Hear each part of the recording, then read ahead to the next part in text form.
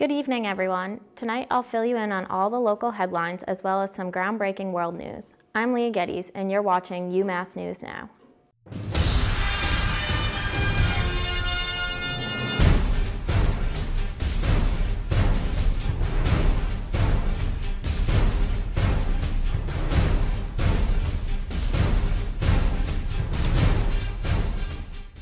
This Friday, Amherst will be celebrating the 40th year of the Merry Maple Festival with the lighting of the large maple tree downtown. This will be the first time in over a decade that the larger maple tree will be lit. The festival, starting at 3 p.m. on Friday, will include face painting, horse-drawn carriage rides, and an Amherst Middle School chorus, and even Santa arriving on a fire truck with the UMass marching band to follow. Although most students were home with family and loved ones this past weekend for the Thanksgiving break, 2 students were arrested for drunk driving. Another was summoned for writing a fake $250 check, which was used at the Atkins Farm Country Market. Police recently arrested another man who used a fake check at the same market, except his was for $466. Police are investigating both transactions. Coming up, I'll fill you in on why the state of Illinois is suing former prisoners for the cost of their time in prison. Stay tuned. Okay, guys, ready? In 5, 4, 3, 2, 1, we're live. Probe Voyager 1 crossed out of our solar system, being the first man-made product to do so. And find out what exciting event UMass is planning for our homecoming weekend. Thank you for joining us tonight. I'm Liz Streppa. I'll say Kyla and Daniel. That's going to be us in 20 years, Kyla. 20 Exactly. years.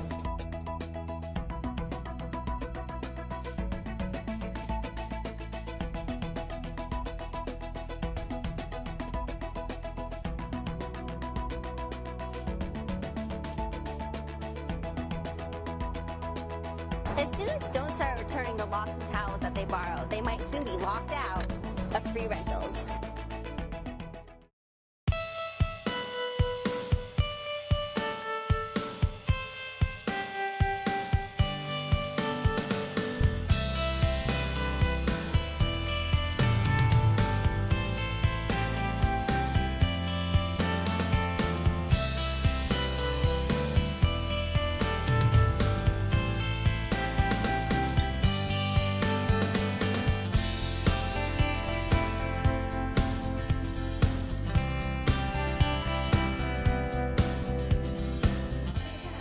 For an anchor shot, Yeah, is that good or? you want to zoom it out a little bit more.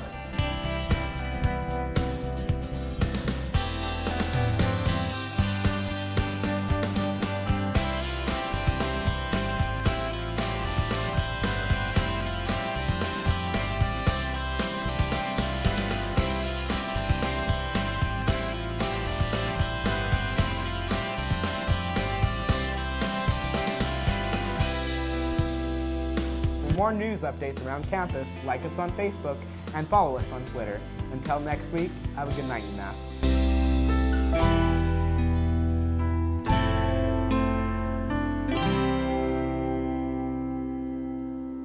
Welcome back. Kathy W. Walls, owner of the Blue Marble stores in both Amherst and Northampton, has noticed an increase in the sales of fair trade holiday decorations, such as nativity scenes. African decorations have also appeared to be selling more than others. Walls stated, "People really appreciate giving a gift that also helps people who made it earn a living."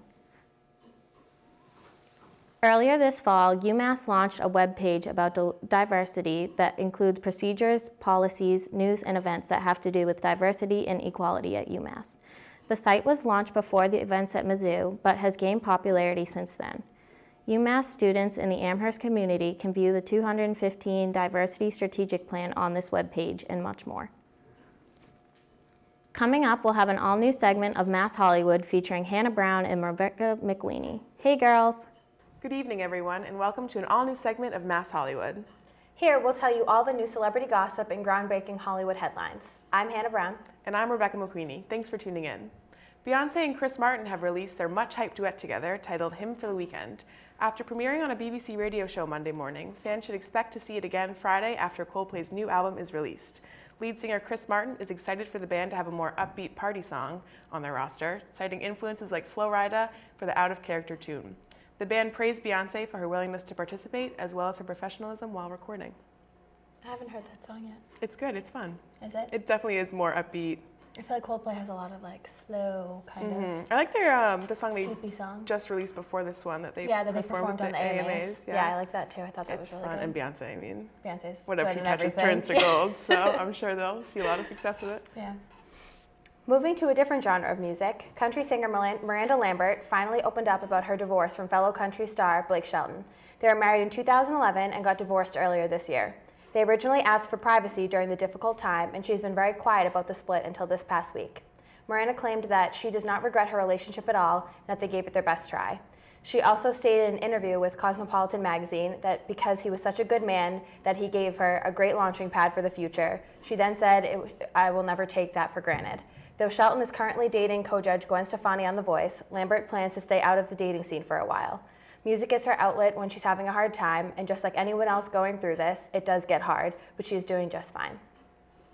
I think it's great that she's taking time for herself and recognizing that she wants to take time for herself before she explores another relationship. Yeah, and I think that even through like all the speculation that was there about her cheating on him cheating on her, because there was a lot about that, more than I feel like you hear in most, but neither of them said anything a bad bad, word which is about important, I think, to support other. each other, at least publicly. Yeah, you can hate Because each other It just, behind it closed muddles doors, but too much with their careers. I yeah, agree. and the fans.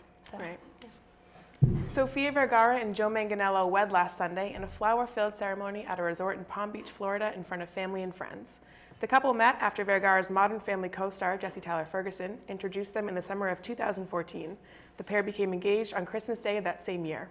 Instead of gifts, the couple asked that their guests donate to one of 2 charities of their choosing. After their ceremony, Sofia and Joe enjoyed a relaxing honeymoon at a Turks and Caicos resort.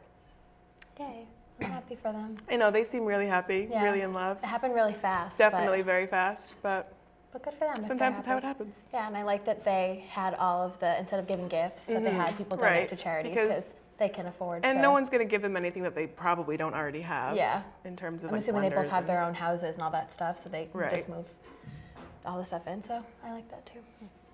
Last week was the season finale of the hit TV show Dancing with the Stars. This was the show's 21st season, and Bindi Irwin, only 17 years old, and daughter of the late crocodile hunter Steve Irwin, took home the Mirrorball Trophy.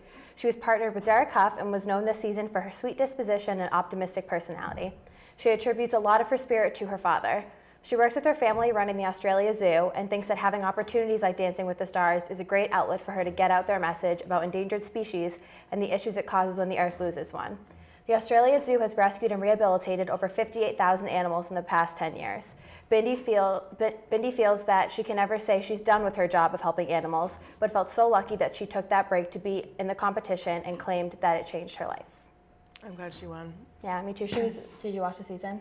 No, but I saw some clips. Yeah, she was definitely the best. And sometimes kind of the fan vote sways everybody, and sometimes the best people don't always win, and I'm really bummed. But she was 100% the best. She was so talented, and she was so happy and sweet all the time. It was so cute. So, And it is a great platform for that. exactly, and that's what she talked about in her interview. She went on a lot talking about her job and what she does and I how never happy would have she known is. Yeah, that and that she's a conservationist did so and much. all the work that they do. So I thought it was really cool. Yeah, good for her. Amy Schumer, Serena Williams, and Yoko Ono are 3 of the 13 women shot by legendary photographer Annie Leibovitz for the 43rd edition of the Pirelli calendar. This calendar is a noticeable departure from Pirelli's usual features of young, attractive female models posing in little clothing. Instead, this year, Annie shot black and white photographs depicting strong, powerful women posing themselves however they wanted to be represented. The pages will feature women whose accomplishments range from athletic to cultural. Schumer kept to her comedy by posting the photo with the caption, "Beautiful, gross, strong, thin, fat, pretty, ugly, sexy, disgusting, flawless woman. Thank you, Annie Leibovitz." I love that she did that. Me too. I think that she changed a lot of what the usual thing is with the magazine and shooting like a comedian like Amy Schumer, who's kind of gotten a lot of negative stuff about her body and how she's fat, and that's a lot she does a lot of her comedy about, is how people talk about her body. And same with Serena Williams, who's really athletic, so she's a really athletic build. A lot of people say that she looks manly. I think it was nice that they both posed pretty much nude to kind of like show Yeah, that. I definitely liked the range in age of the women, and in the photographs, Serena and Amy did pose in little clothing, but it kind of played to their strengths of comedy and athleticism as opposed to just being like enjoy this. Yeah, and they picked so many different people from so many, like Yoko Ono to like Amy Schumer, like they're very different people. So, and I know that they picked a lot of people who are less known to the public too, so which kind of adds more to it and people might learn more, so. It's always good to highlight women for their accomplishments. Yeah, I agree. Kylie Jenner, model daughter of Bruce and Kris Jenner, in her recent interview with Ellen DeGeneres, has claimed that she likes Caitlyn better than Bruce. She says her and Caitlyn have a different, closer type of bond now. Caitlyn may look different on the outside, but is the same loving parent she has always been on the inside. Kylie says that she has known since she was young about Bruce's desire to transition and is happy that is out in the open. She hated hiding the secret and feels great that Caitlyn can be herself. Kylie has also been working hard to be a good role model for this generation and believes that her very public relationship and love of Caitlyn can help other teens to be accepting of a person going through something similar. She also hopes that they will understand that it is okay to be different and that they aren't alone.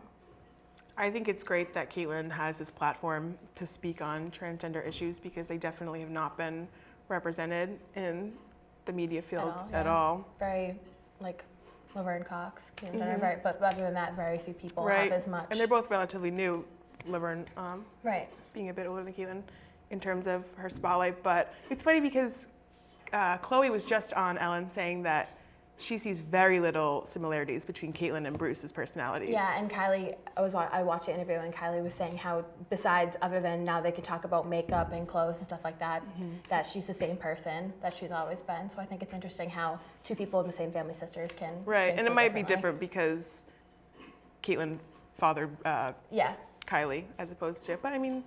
But still, yeah, in her life first since she was really young. So, Right.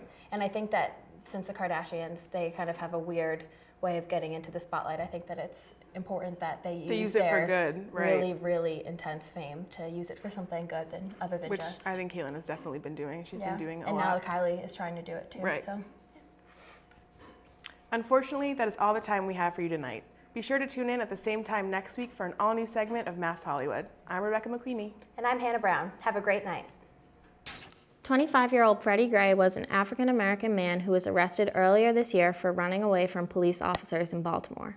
After being put into the police car, Gray suffered a spinal cord injury and died a week later. After protests in Baltimore, Gray's family has settled with the city of Baltimore for over $6 million, and 6 police officers have been charged criminally in connection with Gray's death. The state of Illinois has been suing former prisoners for the cost of their time in prison. This year, 11 inmates have faced lawsuits, which is much more than that of previous years. Most of these prisoners have recently gained money due to settlements, trust funds, and more. Though it's unclear why prisoners are facing lawsuits, Illinois claims it helps fund prison operations. On Monday, the state attorney general said that the lawmakers need to discontinue to file lawsuits against former prisoners. Coming up, I'll tell you about a bill that President Obama has recently signed. Stay tuned. Okay, guys, ready? In 5, 4, 3, 2, 1, we're live.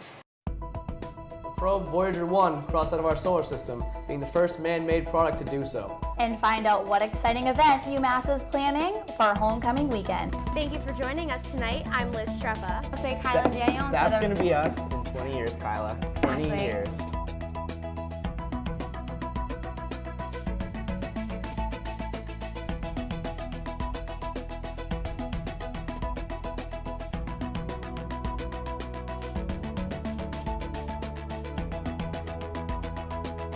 If students don't start returning the locks and towels that they borrow, they might soon be locked out of free rentals.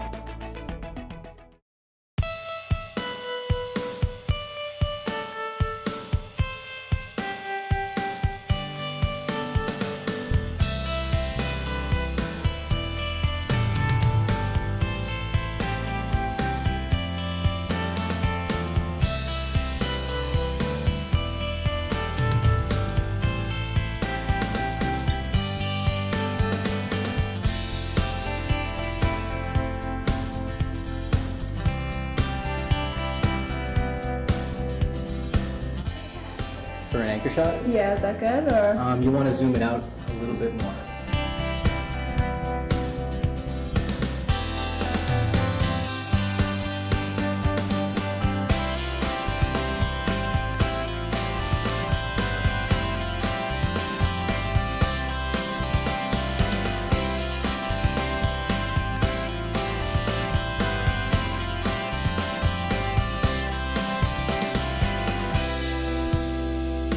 more news updates around campus, like us on Facebook and follow us on Twitter. Until next week, have a good night, UMass.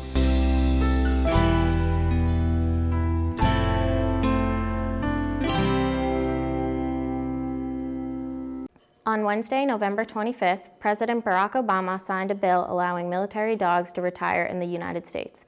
The law requires military dogs to return to the United States to be retired and will give the handlers a chance to become the owner of the dog once they are retired. Military dogs used to be retired overseas, but are now able to come back to the U.S.